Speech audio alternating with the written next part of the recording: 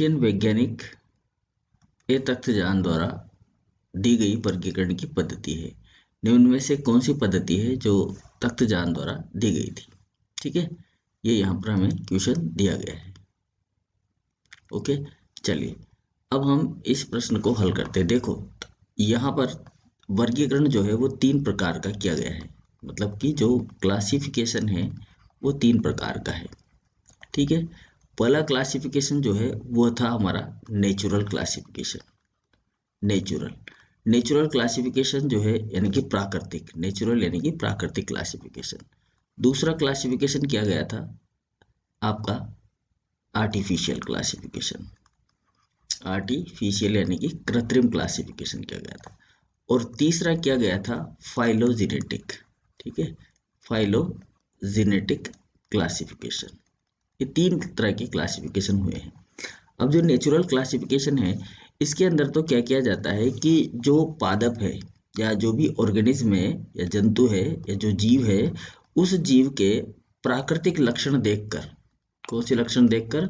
प्राकृतिक लक्षणों को देखकर उसका वर्गीकरण कर दिया जाता था। जैसे कि शुरुआत में किया गया था थियोफ्रास्ट के द्वारा पादपों का वर्गीकरण। तो उसने क्या किया कि जो जिस तरह का दिखाई दे रहा था पौधा, उसी प्रकार का वर्गीकरण उसने कर दिया नेचुरल लक्षण देखकर। ठीक है, जैसे झाड़ी है, पेड़ है, झाड़ी है, ठीक है, सूप है, इस तरह से उसने वर्गीकरण कर दिया। आर्टिफिशियल वर्गीकरण जो है वो किया था लीनियस ने। ठीक है ना, लीनियस ने किया किया था ये। और लीनियस ने ये जो आर्टिफिशियल वर्गीकरण किया, ये कुछ लक्षणों को उसने कृत्रिम रूप से निर्मित किया।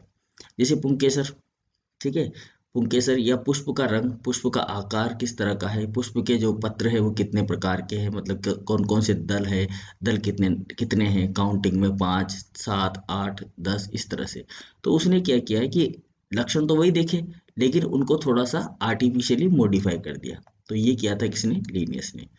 और फाइलोजेनेटिक, ठीक है, फाइलोजेनेटिक जो है वो एडवांस प्रकार का क्लासिफिकेशन है।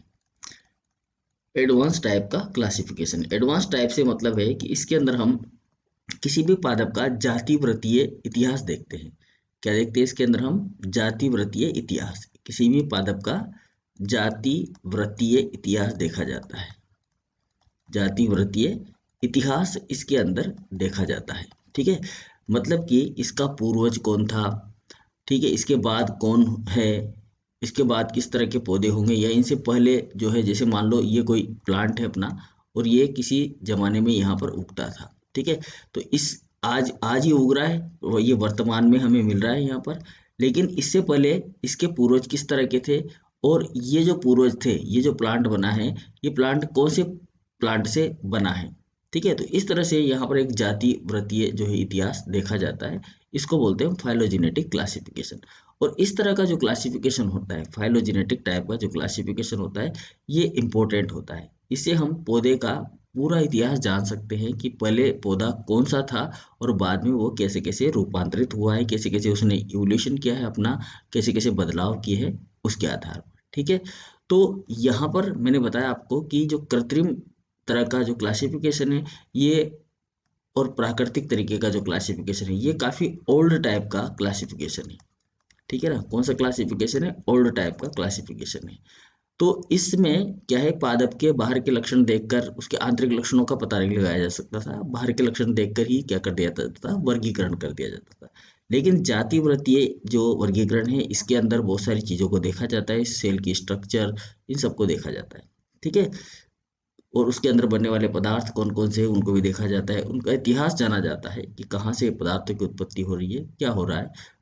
तो इस तरह का जो वर्गीकरण कहलाता है वो जाति वृत्तीय वर्गीकरण कहलाता है। तो ये जो तख्तजान है रशिया के रहने वाले हैं और इन्होंने ही जो है इस जाति वृत्तीय वर्गीकरण की पद्धति जो है बनाई है, और इन्हीं ने ही वर्गीकरण किया है जाति वृत्तीय आधार पर। इनके अलावा और भी वैज्ञानिक हैं जिन्होंने जाति वृत्तीय आधार पर वर्गीकरण किया है, लेकिन इसमें तख्तजान जो है वो सबसे इम्पोर्टेंट वैज्ञानिक है। तो यहाँ पर हमारा जो आंसर है वो हो जाएगा जाति वृत्तीय वर्गीकरण। तो तख्तजान द्वारा प्रतिपादित जो वर्गीकरण पद्धति है वो जाति वृत्तीय आधार पर वर्गीकरण पद्धति प्रतिपादित की गई थी।